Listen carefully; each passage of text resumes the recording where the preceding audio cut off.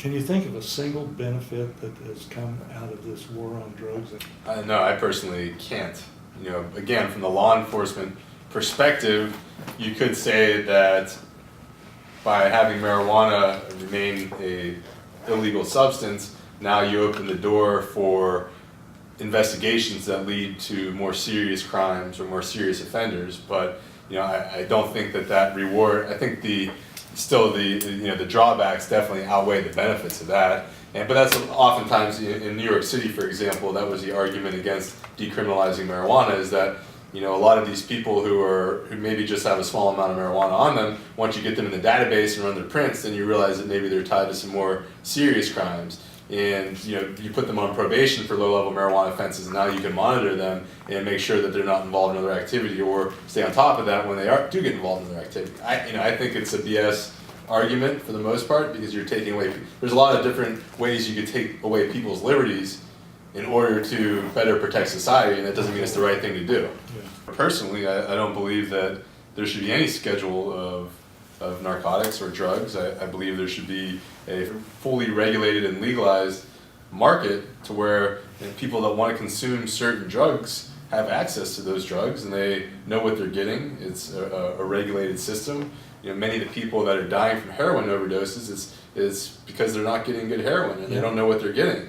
And the goal is, by a regulated system, isn't to promote drug use or to make it easier for people to get their drugs. It's to make it a safer environment for people that are using drugs. And also, if people are able to have some accountability, if they know that they're not going to be able to go to the state store and pick up their daily dose of whatever it is they need in the event that they commit a crime, then it's going to be more of an incentive for them to stay on the right track, and to be able to keep getting their substance from wherever it is that they're getting it from.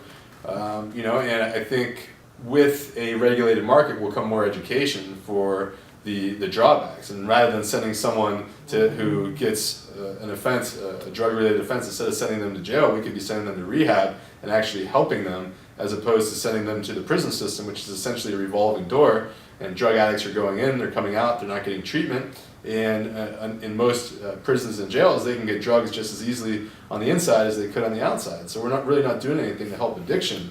Well, in a convoluted kind of way, we're doing everything to help addiction. We're doing everything to help addiction and to fuel organized crime, because the money that is going to these illegal substances right now is fueling and supporting organized crime. Mm-hmm. And if you find a better quality, cheaper product that drug addicts can get elsewhere through a state-regulated system, then they're not going to be buying their drugs anymore from this black market. It's a great cash crop for certain developing countries, that's for sure. I saw an article recently where there are, in Zambia currently, it's either someone who's already in office or someone running for office who believes that marijuana should be legalized, and they believe that marijuana will end up being one of the largest cash crops for Zambia and one of the largest exports for Zambia as things develop. But I would tell those businessmen, you need to, if you're looking at getting involved in marijuana, either locally or internationally, you need to focus on the local laws and regulations first.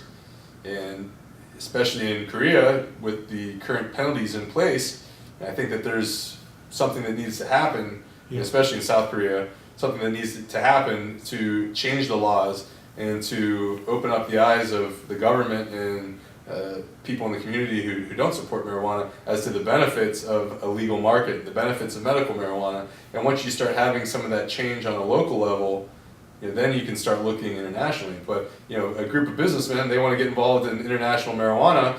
I'm sure it wouldn't be looked too favorably upon in their country, and they would be viewed as criminals, and their assets could be seized.